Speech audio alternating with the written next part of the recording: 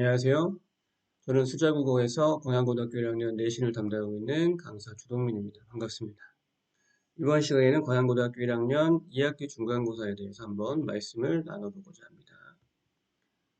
말씀드릴 순서는요. 첫 번째는 시험 범위 어떤 특이사항 한번 살펴봐 드릴 거고요. 두 번째는 저희 학원에 어떻게 준비했었는지 준비 과정과 실제 기출을 한번 이렇게 연관지어서 말씀을 드려볼까 합니다.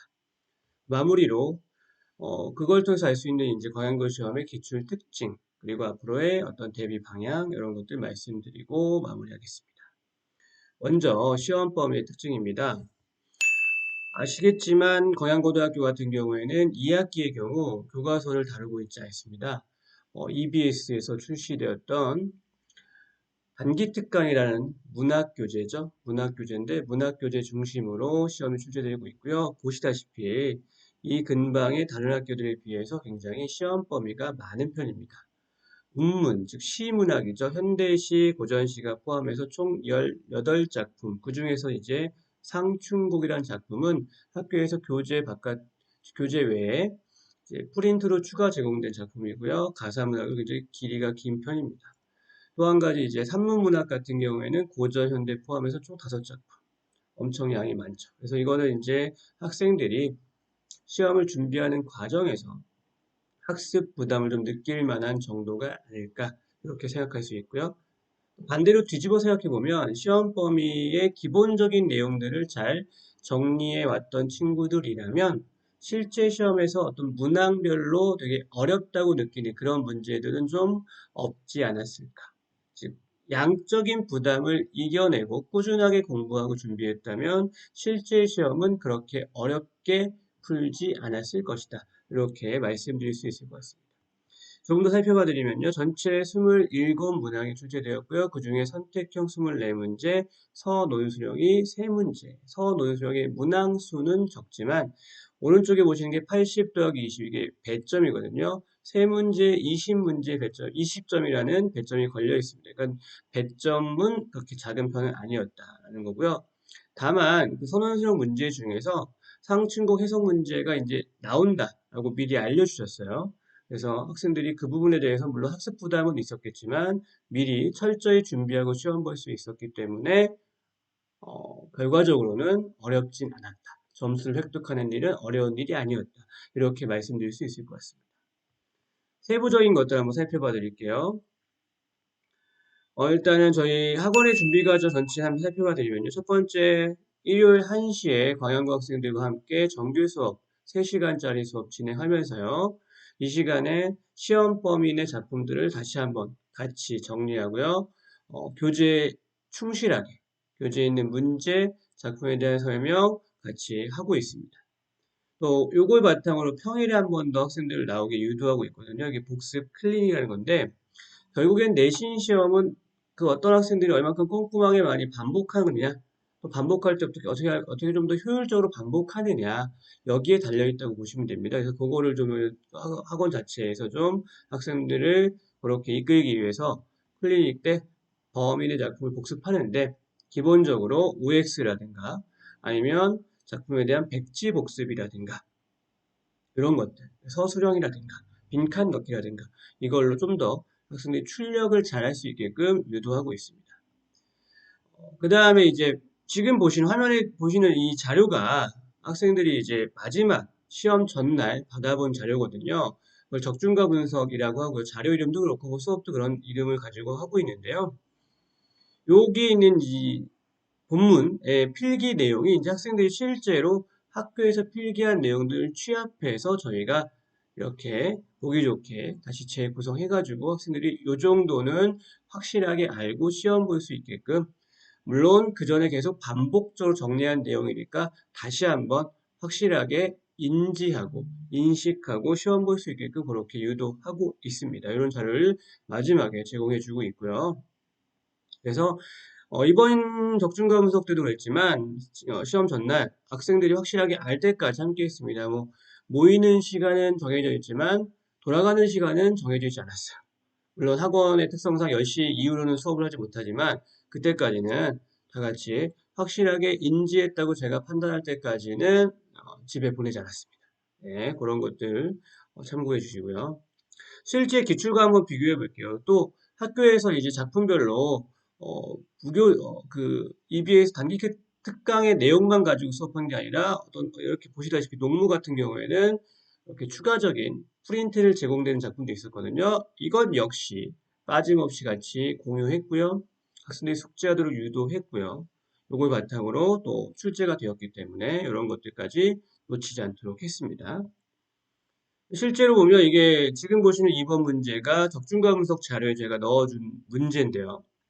여기서는 어떤 작품의 상황이라든가 소망에 대해서 서술하게 되어 있는데요. 이게 실제로 선택형 1번, 실제 시험에서 선택형 문제였는데요. 그 문제 정답, 의도와 같게 그런 내용들을 확인하게 하는 문제였습니다. 그러니까 이런 것들을 잘 써본 친구들은 선택형 1번 자체가 그렇게 어려운 문제는 아니었기 때문에 쉽게 풀었겠지만 좀 더 확실하게 자신 있게 답을 고르고 풀었을 거라고 봅니다. 마찬가지로 또 기출의 특징을 같이 살펴봐 드리면 사실 1번 문제가 단기 특강에 있는 문제거든요. 네, 실제 기출도 이와 거의 유사하게 아니면 이 문제에서 확인하고자 했던 것들을 그런 내용이나 특징들을 실제 기출에서도 확인하고 있다. 그래서 여러분들이 학생들이 기말고사 때도 마찬가지일 겁니다. 작년 기출도 그랬고요. 단기 특강에 실려 있는 문제 이미 풀었으니까 대충 이러면 절대 안 됩니다. 그 문제부터 확실하게 인지하고 설명할 수 있다면 실제 시험에서도 당연히 좋은 결과 얻을 수 있을 거예요. 이런 류의 문제도 굉장히 많이 나온 편이었고요. 나아가서 실제 시험에서 보기가 제시되고 또 문제 어떤 것들을 확인하는 것들이 많이 출제되었는데 실제 기출됐던 보기도 대부분 단기 특강 교재에 있는 보기를 거의 다 그대로 아니면 약간의 변형 정도에서 활용했습니다. 선생님도 이제 우리 학생들, 재원생들 수업할 때 특히 전날 수업에서 보기는 반드시 읽고 시험 봐라 라고 강조했었거든요. 이 말을 잘 이제 받아들이고 지켰다면 실제 시험에서도 되게 자신 있게 문제 해결하지 않았을까 이렇게 예상해 봅니다. 또 기본적으로 문제들이 대부분 단기 특강 문제 활용한다거나 지금 보기 활용한다거나 하는 것도 있지만 수업 시간에 작품에 대해서 설명했던 내용에 대한 것, 형식에 대한 아주 기본적인 특징들을 묻는 문제가 다수 출제되었고요. 두 작품을 묶어서 비교하더라도 결국 한 작품의 그 특징들을 활용하는 것이기 때문에 개별 작품에 대한 기본적인 특징 확실하게 숙지하고 들어갔다면 실제 시험에서 이렇게 헷갈리거나 이렇게 혼란에 빠지는 답이 뭐 여러 개 보인다 이런 것들은 덜 하지 않았을까? 그래서 자신 있게 결국 답을 고르지 않았을까? 이렇게 생각을 해봅니다. 마찬가지죠. 서답형 문제 역시도 뭐 이미 한 문제, 상술고 문제 예고되었고요. 나머지 문제들도 결국 작품에서 가장 중요하다고 생각했고 우리가 정리했던 것들 범주 안에서 출제되었다. 이렇게 말씀드릴 수가 있을 것 같습니다. 그래서 결국 운문, 산문 같은 경우에 또 뭐가 있었냐면 이제 기본적인 문제 이외에 모두 고르시 형태의 문제로 조금 난이도를 변별하고자 했다. 높였다. 이렇게 말씀드릴 수가 있어요. 특히 산문 같은 경우에는요. 산문의 내용을 전체를 사실은 선택지 5개 녹이려니까 내용을 다 담을 수가 없잖아요. 그러니까 보기의 양을 늘려가지고요. 거기다가 이제 다양한 내용들을 넣고 정확한 것들을 골라라. 라고 해서 학생들이 지문을 얼마큼 잘 숙지하고 있는지에 따라서 그 문제에 대한 어떤 결과가 좀 달랐을 것이고요. 결과적 최종적인 결과에 영향을 주었을 거라고 봅니다. 마무리 해드릴게요. 일단 기출의 특징과 기말 대비 방향. 일단 보시다시피 기본적으로 범위가 많습니다. 이 범위 많은 시험에서 좋은 결과 얻으려면 첫 번째, 범위 작품의 내용과 형식에 대한 확실한 정리가 우선돼야 됩니다. 양이 많다 보니까 그때그때 정리하지 않으면 반복은커녕 한 번 보기도 힘들어요. 그럴 경우엔 불안한 거죠. 문제가 어렵지 않아서 붙잡고 있으면 풀릴 수 있으나 그러면 불안하기 때문에 파놓은 함정에 빠지기 쉽습니다. 그러니까 기본적으로 계획을 세워서 작품의 내용과 형식의 특징을 정리해야 됩니다. 밀리기 시작하면 어렵습니다. 두 번째, 출제 포인트 알고 준비할 수 있습니다. 방금 다 말씀드렸어요. 특강에 있는 교재 문제부터 거기에 주어진 보기부터 시작하셔야 되고요. 관련된 작품의 기본적인 특징 거의 100% 언제나 출력될 수 있도록 준비가 된다면 대부분의 문제 해결 가능하고요. 그걸 바탕으로 모두 고르셔 문제까지 우리가 해결할 수가 있습니다. 그런 부분들 항상 염두에 두시고요. 정확한 정리. 계속 강조해도 지나침이 없을 겁니다. 마지막으로 응용훈련, 저희 학원에서는 또 관련된 이 문학작품 다양한 문제 제공하고 있습니다. 여러 외부 작품과 비교하는 문제. 즉 외부 지문이 자주 나오고 많이 나와서가 아니라 외부 지문의 문제, 외부 작품과 비교함으로써 결국 범인의 작품에 대한 이해를 조금 더 깊이 있게 할 수 있고요. 같은 작품도 이렇게 같은 내용도 좀 더 다르게 설명할 수 있구나. 결국 의미는 통하지만 이런 설명도 결국 같은 맞는 설명이구나까지 우리가 준비가 가능한 겁니다. 그래서 그런 부분들 쭉 계속 문제풀이 과정에서 단순히 문제를 풀고 정답 맞추고 끝이 아니라 그런 것까지 다 준비할 수 있도록 해야 됩니다. 그래서 반복하면 단순히 눈으로만 익히면 안 됩니다. 세 번째 줄, 문제풀이나 빈칸 넣기, 백지 복습 등으로 정확하게 출력되는지 다시 점검하면서 갈 수 있어야 됩니다. 문제풀이 후에 좀 애매했던 부분들 또 따로 모아서 본다면 그거만큼 좋은 대비가 없을 겁니다.